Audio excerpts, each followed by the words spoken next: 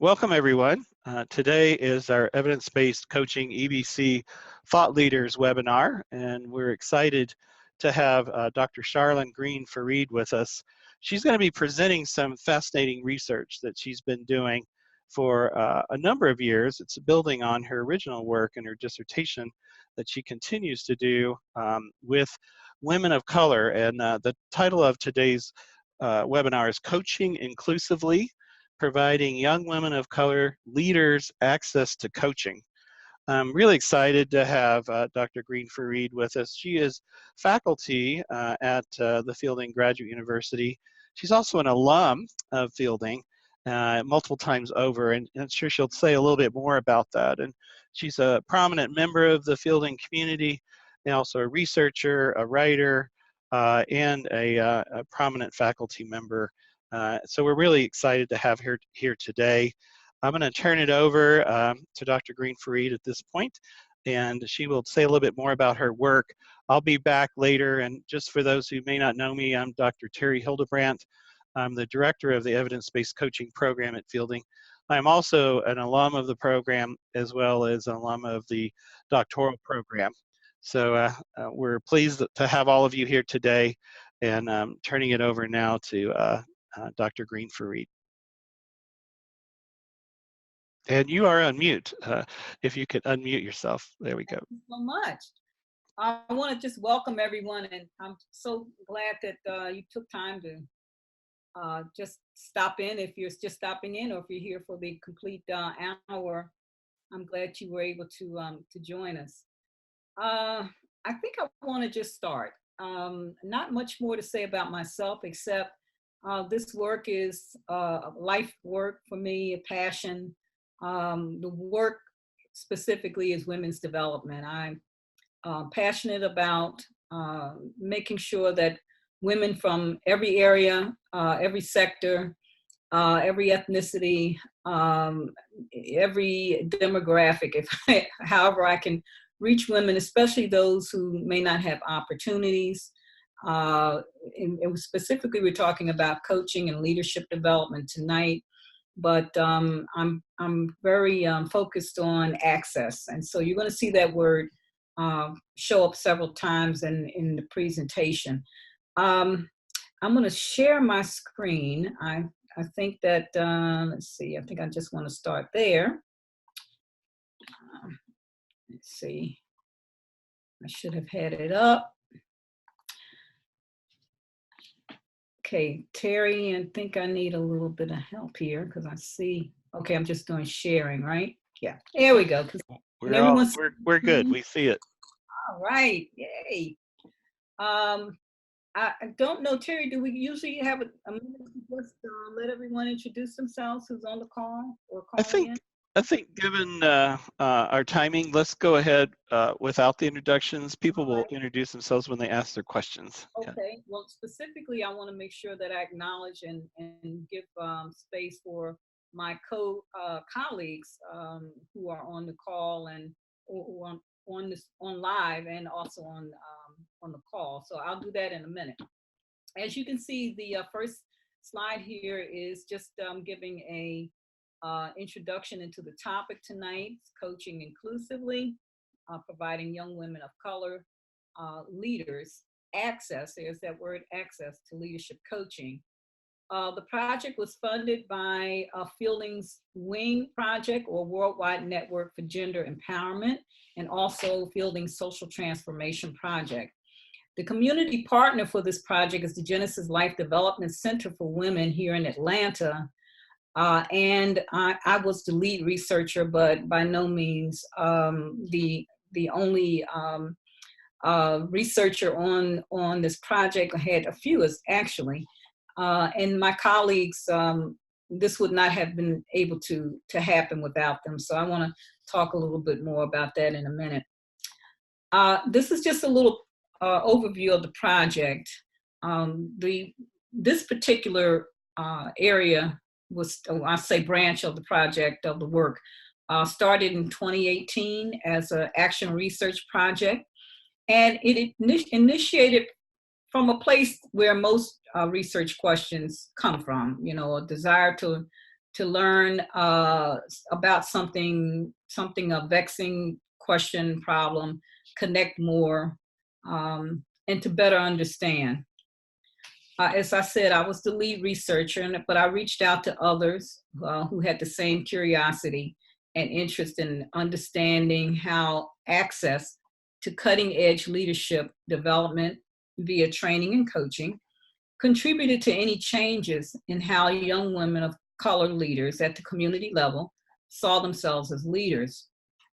And we were especially interested in women who may not have had any access to coaching or leadership development. So generally, the women that we focus on, and we did in this project, are women who may be at entry level in their careers, maybe college educated or not, but probably maybe just having a 2-year degree or maybe none. But still were leaders and had natural leadership talent and wanted to know more about how to be a better leader. This particular training was held last July, so it's been a year, just actually I think maybe this second weekend in July last year. We were holding the training for 3 days in a retreat setting. Now, most of the work that I do with women, is in a retreat setting. Either it's coaching retreats. I've been holding for the last 23 years an annual retreat for a health and wellness retreat for African American women here in the Atlanta area. And I have found, and it really came from my dissertation research back in 2006. My God, it's been that long. One of the really big unintended outcomes from that study was having women away, especially women of color, and in particular African American women, away in a retreat setting, allowed them time and space to focus completely on themselves. They were not concerned about their families for those few days. And when we were doing the study, we did most of it in a retreat setting, and it just accelerated the personal learning for the women around their health and wellness. So the same thing held true for this training with these young women last year.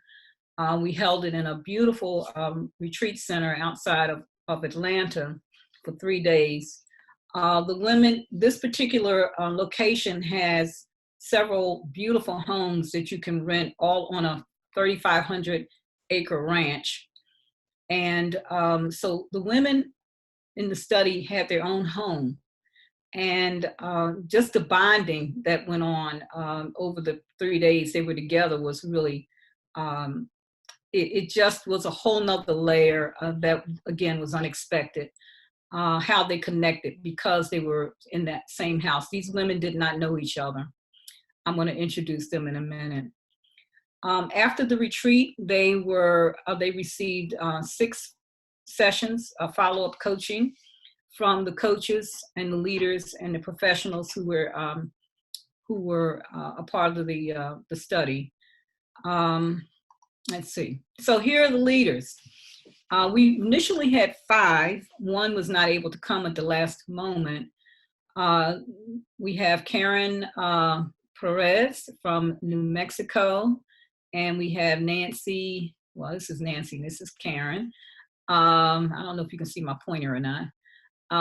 Nancy Cabrera was also from New Mexico, and we have Tyrezi Samuels Bay from Philadelphia, and Deirdre Motley from Atlanta. We were supposed to have 5, but these are the 4 that attended.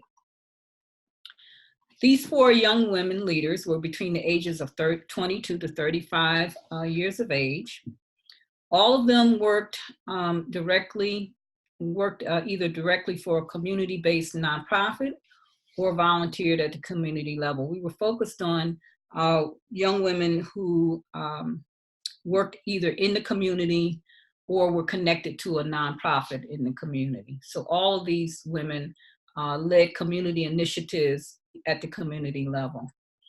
2 of the leaders identify as Latina and 2 as African American.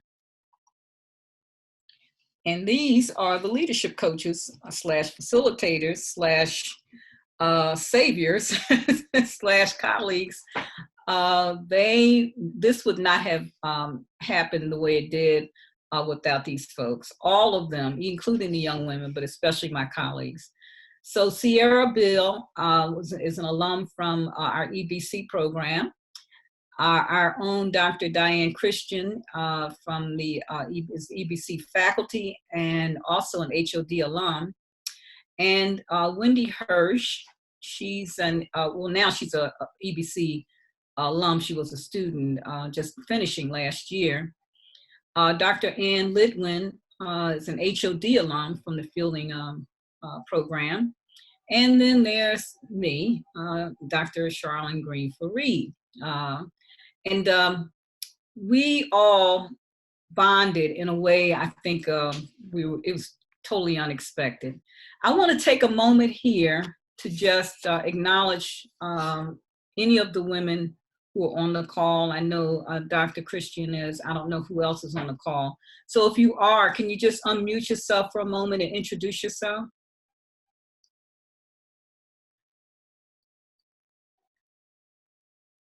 Diane?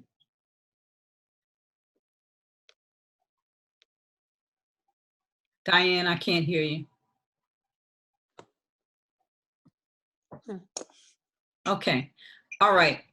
Anyone else on the call who was involved in the study, either as one of the coach facilitators or any of the young women who was a part of the project?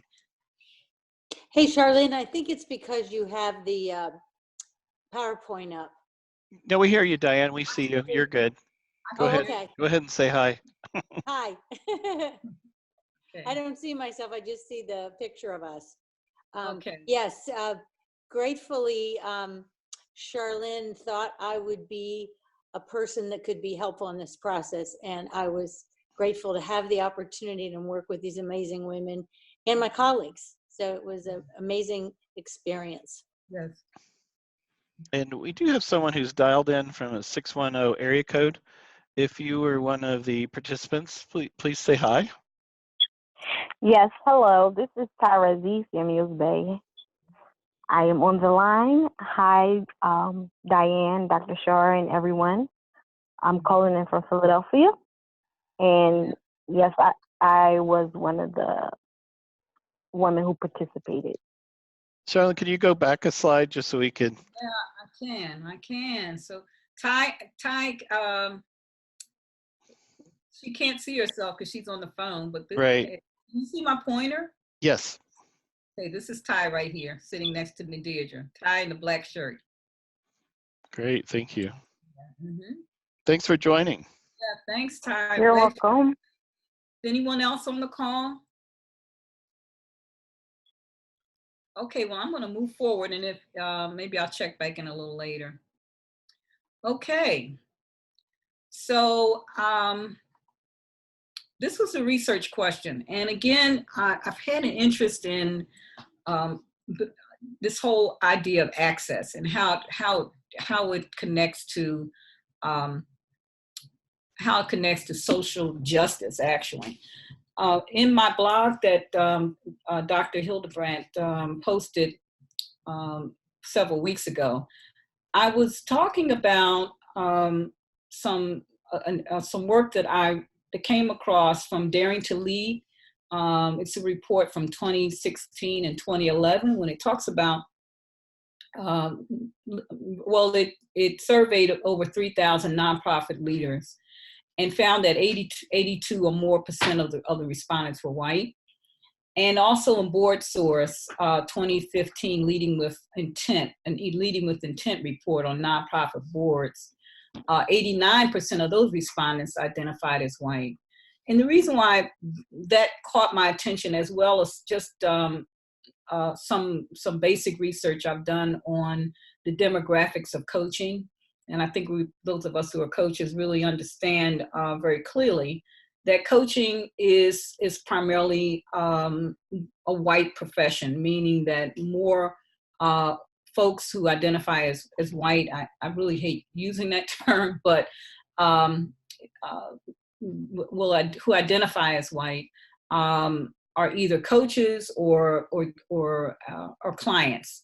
And so knowing that coaching is not widely accessible to people of color, and especially women of color who are not executives, I led me to want to learn more and to really dig into not only why, I think I have a fairly good idea why, but what could be done to change, to make some shifts in those numbers.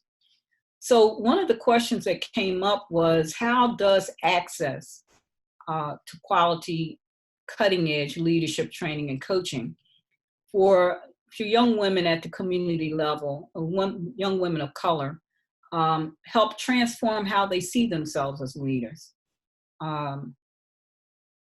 Being able to have access is the first part. And then what would it mean for a young woman in terms of how they see themselves as a leader, transform not only themselves, but perhaps their career trajectory? So that was one question. And then the sub-question, I wanted to know from a coach's perspective, how might this experience increase their awareness of cultural coaching across culture? And so I'm going to stop here for a moment. And just, Diane, if you have anything briefly to add, because you were one of the white coaches and facilitators on the project. And if you have any insights on this question, I'd like to hear just briefly what you discovered. Well, I have to admit, I was really nervous when you asked me to be part of this program. And you said, I think you can do this. And that was why I said yes. And what I noticed was how the similarities between cultures, as well as the difference between cultures. And these young women were amazing. I was inspired by them every day. Yeah. And hold on, I'm getting my video up. So I think as I spent time there, I realized I wanted to be careful about my assumptions. Just so we always need to be careful, but even more so because I didn't know some things, many things, and I wanted to stay curious. I wanted to listen even more, and just to celebrate similarities and differences, and just absorb the energy from these young women that were amazing. Yeah. Thanks, Diane. You're welcome. And I think Anne was our other coach who identifies as white. She voiced some similar insights and ahas, because it's an ongoing revelation in terms of what we're learning about ourselves as we interact with others who are different in some way. So I appreciate that, you sharing that. So the project was developed in the spirit of participatory action research. And what I mean by that is all of the women were given pre-retreat reflective questions to complete. And they were asked not only about their developmental needs and some of the areas of their leadership that they would like to get more better understanding or more information, and to know not only for themselves for now, for the work that they're doing now, but for later. But they were also involved in the design of the retreat, in that we asked not only what they needed, but if they had any experience that they wanted to contribute. So they in terms of their own best practices, things that has worked for them, and things they wanted included in the training. So That was pre-training, pre-retreat that they were given those questions. All aspects of the project, at every point we made an effort to include their voices, their experiences, the things that they thought were important to have as a part of the 3-day experience. So in that light, and I know I'm forgetting maybe a few other things that we did to make sure that they were full participants. And actually, there will be some other things I'll mention here in a minute. But we were really concerned about that as a development team. We were wanted to make sure that we held to this spirit of participatory action research. These are some of the intended outcomes. And of course, with any project, there's the unintended outcomes. And I spoke of one earlier when I did my dissertation research, but we wanted hopefully to increase access to quality cutting edge leadership training and coaching for these young women. We really wanted to have a better sense of, as an outcome, of how having access may have changed or transformed how they saw themselves as leaders. And for the coaches, as we already shared and Diane shared, what were their shifts, if any, around how they saw themselves as a coach, coaching across cultural and ethnic differences, or racial and ethnic differences. This is just an overview of the retreat process. I thought it might be useful for you to see what we did and what was the final design. And I believe it was very thoughtfully and inclusively developed. So on Friday, the women came together and they went to their homes, to their home. These are like fully stocked 3-bedroom, I think they were in a 3-bedroom home. And just had them, we wanted them to spend this amount of time, 12:30 that afternoon until 4, and I think it was even later because we got started with dinner a little later. But we wanted them to just have that time to bond. We thought it was important because they did not know each other, and just have time to get to know one another and start to learn how they can learn from each other. I think we had some questions for them in the house so that when they got there, they could have a way to begin to know one another a little better. We had dinner. We came together for dinner, all of us, because the coach facilitators we were in a separate house, but really just like down the road from each other. We had a welcome and overview of the weekend and review of the materials. Now, the leaders received a huge packet of materials in a binder, and in addition to several books, and I have a sample of those. We did a getting to know each other exercise, and the panel discussion that we developed here was on the question, what does coaching mean to me and why I love coaching? And that was from the coach facilitator's perspective. And that was to introduce the women to coaching. Tyrezi is a certified coach. She was, out of the 4 women, Tyrezi is the only certified coach. So Tyrezi knew about coaching, but the other 3 women did not. So we wanted them to get a sense of what coaching was, because they were going to not only be coached there, but they were going to be coached afterwards. They received a pre-coaching packet so that they could begin to think about what they would like to be coached on during the retreat and then long-term after the retreat.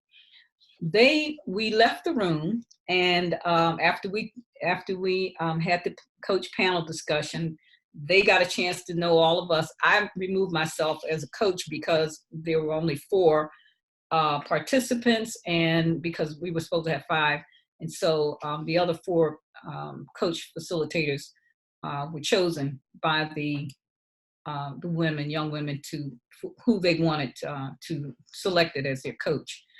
So we left the room and we said, you know, you're free to choose whoever you'd like to choose as your coach. When they came back, we went over the next day's schedule and then what they learned for that day and closed out for the evening. And then on Saturday, we did some check-ins just to see how they were doing and any questions they had. We talked about leadership in the context of community because, as I said, many of these women, all of them actually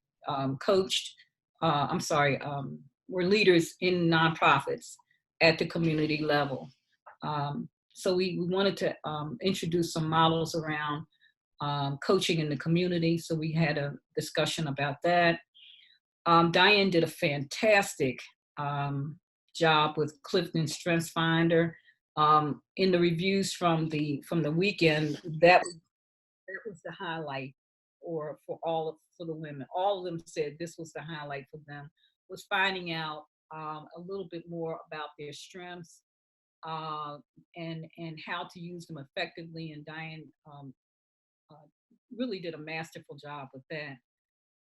We then had lunch. We were introduced to Dr. Ann Litwin's model of new rules for women, and she did a presentation. She talked about the friendship rules at work and how to use them in your life in general. We talked about inclusive, networked, and collective leadership models, and I'm going to just show you the cover from a really wonderful series around networked and leadership, networked inclusive models of leadership. It's a series on Lead for Leaders. We then had dinner. And then we had the women to break out and they met with their coach that they had selected for 1 hour. So they had 1 hour coaching sessions. And then we asked them to think about a current issue that they're dealing with at work. And it's a vexing problem that they were not able to resolve, but using what they've had learned throughout the past 2 days, we wanted them to incorporate some of what they learned and to come up with a way to address the challenge. And so they did a presentation on this on Sunday, but we asked them when they went back to their homes to help each other, to not just work on this individually, but to work on it as a community, as a learning community, so as a small group. And so we use this as this guiding question, in addition to feedback from your peers, based on what you've learned this week and what can you draw from to resolve, improve this challenge. So that was the guiding question when they went back to their homes. And then on Sunday morning, again, we did check-ins, any reflections that they wanted to share from their coaching session. Then they did their presentation from on their challenge. And all of them said they were able to come to what they came to as a result of the support that they received from the group. We had lunch. We talked about strategies to sustain learning. So that was more around planning, accountability, goal setting. So those coaches on the call, this is part of what we do in coaching. We talked about next steps and what type of support they might need long-term and short-term. We wanted them to understand what to expect post-retreat in terms of their coaching with their coach, because they received 6 sessions of coaching after the retreat with their coach. And then we closed out with learning reflections and evaluations. That's how the weekend primarily went. These are some of the tools that they received. I think they had 3 different books. This was one, Colorful Leadership: How Women of Color Transform Our World by Gloria Chan, PCC, JD PCC. Excuse me. And this was when we talked about network and inclusive models. We talked about structural racism in the workplace. And we used a lot of that came from this series that I spoke of earlier, Leadership and Race. It's from the leadership learning community and all of these associates here at the bottom of. This is really a valuable, very valuable resource that I'm still pulling from, as a matter of fact. So we summed up everything at the end in terms of all of tools that they came away with, and these are just some of the tools that they learned, some of the concepts that they learned throughout the weekend, and they all, were required. We asked them to please, write this down, because these are things that you can use later throughout your career, actually throughout your career. So the learning that was created, the reports from the leaders at the retreat and then post-retreat really did seem to address their leadership development needs that they stated in the pre-project questions. And then the self-reports that we, not only because we did evaluation, and then we did evaluations from the retreat, and then we asked for reflections connected to the research question. And these are some of the reports that came back from two of the leaders. And I think it's really worth reading. Attending the Developing Women Leaders Retreat allowed me to set aspirations of the leader I want to be. After learning what my Clifton strengths were, connectedness, arranger, adapter, relator, and responsibility, I began recognizing them in my daily work and have used them to grow in my current leadership position. I have taken bigger roles, such as training new team members and stepping in more often when problems arise.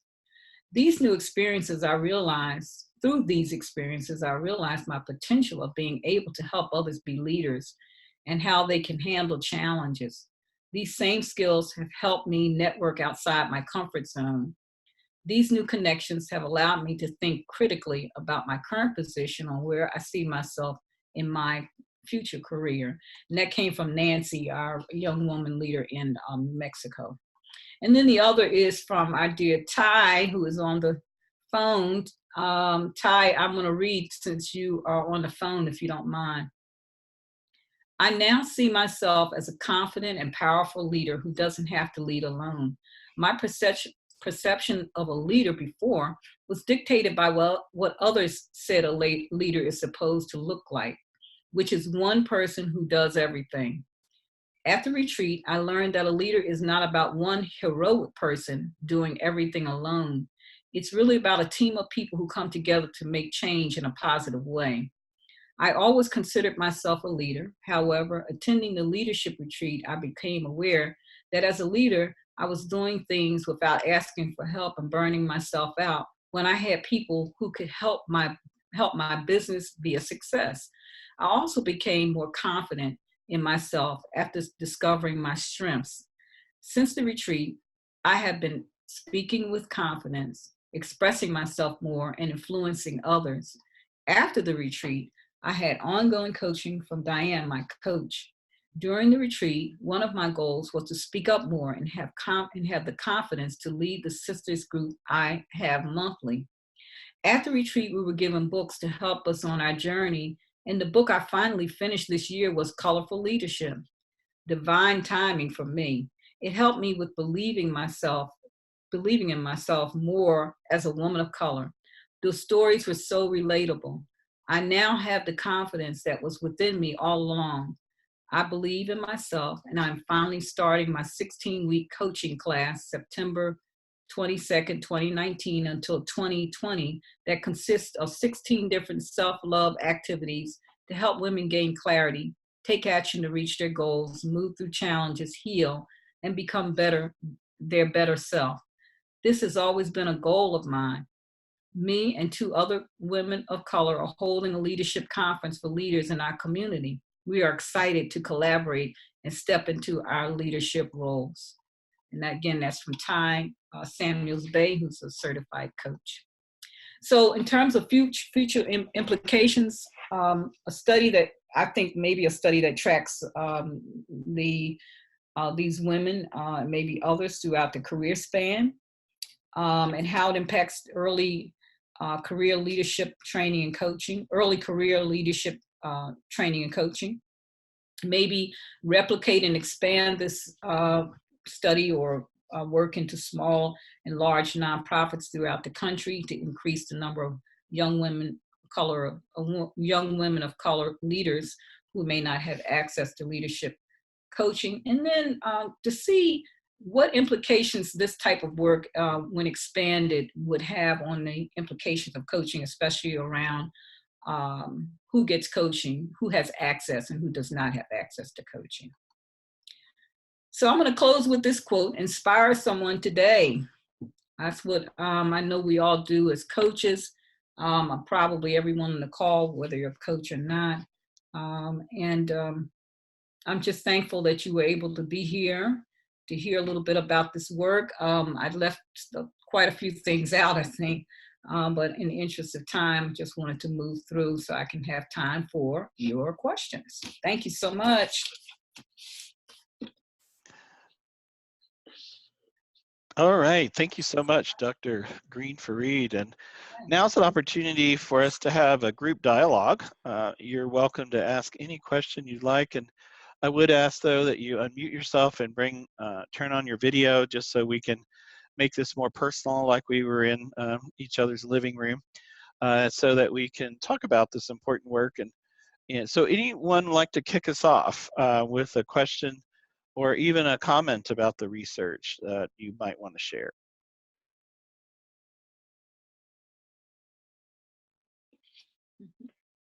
Dr. Green-Farid? Yeah. This is Desiree Jamerson. How are you? I'm curious as to what initially got you started on this, or from dissertation, how did you even get interested in this topic? I would probably say it's been an interest all my life. When I think back on my life, it's always been around or involved in some way supporting women. And so it's really just a passion that I have nurtured and grown and continue to grow. That's probably the best answer I can give you, Desiree. Okay, thank you. All right. Lisa, you also had a comment. Would you like to come on live and share your questions? Sure. Just want to say thank you for your work, Dr. Charlene, and along with the team, very inspiring. And to ask if you've thought about or have any thoughts on insights about online-based coaching communities or forums. So sometimes they have groups that are connected through either Facebook or social media, or just in general, maybe online forums as a continuation, maybe in-person discussion. So do you have any thoughts on maybe integrating it, or if you personally resonate with online communities?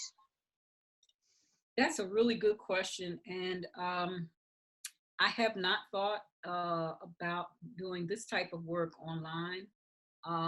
Outside of, well, I did not say it. I don't know if you saw the first slide. The Genesis Life Development Center for Women is a nonprofit that I founded in '96 to serve women's development in areas of life and career and leadership. And our board just met last month, and actually in April, and we're talking about now offering our programs for women, at least like in a Facebook Live context. But beyond that, no, we haven't taken too much time to think about any non-face-to-face ways to connect with women. So that might be something to think about a little more, but I think that we have seen the results from women being able to come together when in terms of coming together, learning and accelerating their healing and growth when they're when they're together, and it's just some magic happens when you're able to actually be with a person in the flesh. So I think that there's a place for online collaboration, but I don't think it would be our major method of connecting and learning, because this goes way beyond training, or it goes beyond just what we know about training and development. So yeah, that's the best answer I can give you on that. We also have Dr. Rinaldi. Would you mind coming on live?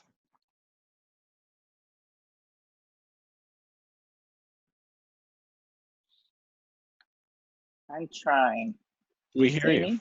We hear you and see you. Thank you. Okay, I'm not sure what I look like. I'm at the kitchen table, and I thought I was going to stay blind today, so just bear with me. I'm on the Inclusion Council fielding and have done a lot of work with leadership development, and have really enjoyed the presentation about supporting young women of color. My question is about coaching and mentoring. The thought I had was, wouldn't it be nice if you could move from a coaching program into a mentoring program with these same young women? And I wondered if you'd given that any thought. Yeah, that's a actually, I think we did, Diane. I think we talked about that at some point beyond the coaching. So Diane, if you want to help me remember, I think we talked about mentoring beyond coaching. I don't know if you remember that or not. Yeah, I do, and I don't think we made any definitive plans, but seeing the comments from the leaders, it really does scream to say there's more opportunities that we could really grab. Yeah. So thank you. I've really enjoyed, I'm learning about your work. Really enjoyed it. Thank you. Yeah. So I have a question as well. This is Terry Hildebrandt.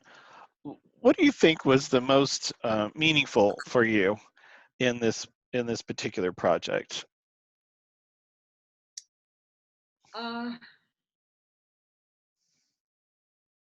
I think the most meaningful, well, it's so many things, Terry. Two things comes to mind. One is to see these four women who did not know each other. Two were Latina, two were African American, and to see how they came together as women of color. And they seemed to, it was an instant connection. That was very heartwarming. So that was, for me, it was meaningful in that the power of a shared experience, even though it may be across language barriers or cultural barriers, but it's a power in of a shared experience. And so that was one thing. And the other was the women, my colleagues. That was really very meaningful, because this would not have happened without Diane Christensen and Ann Litwin and Sierra Bill. It would not have happened. Mm-hmm. Yeah. Excellent, thank you. Any other comments? We have a few more minutes. If any other folks online would like to offer a question or a thought. This is Tara Z. I just wanted to say, first, thank you, Dr. Shore, for the experience, for a chance to participate in the leadership conference. It really was life-changing, and just meeting each coach. It wasn't just Diane, my personal coach, just the other coaches, meeting them and hearing about them was empowering. And the ladies, meeting them too and still having their numbers and being in touch with them has been a blessing too. And even though it was for only 3 days, I feel through the strength finders, it really helped me to see them or understand them even more. So thank you. I just want to thank each of you for that experience that led to me being where I am now, to go on and do a leadership conference and to do something that I always wanted to do. Yeah. Well, Ty, thank you so much for sharing that. You're welcome. Charlene and Terry, I have one more comment. This is Diane. And I think this is one of the many learnings I had. And it's simply if someone comes to you and asks you to do something that they see and have confidence in your ability to do, and you're not sure that you have the experience to do it, go with it. Yeah. And learn along the way. Yeah. That was incredible for me to do that. So thank you, Charlene. Well, thank you for being willing to take the risk. Right. Yeah. Yeah, because see, look what happened, you know. StrengthsFinder was the hit. Well, and it wasn't very risky. As soon as I got there, I realized this is not risky at all. This is beautiful. So Great, thank you. We had one last comment from Dr. Rinaldi. I'm curious how you were funded. Okay, the funding was on the first slide. It was funded through Wing at Fielding Graduate University and supported by the Social Transformation Project that was headed by Dr. Placida Gallegos. Great, thank you. So we have one more. Any last comments before we wrap up today? I want to thank you, Terry, for this. This is great. The Thought Leader initiative that you have started here.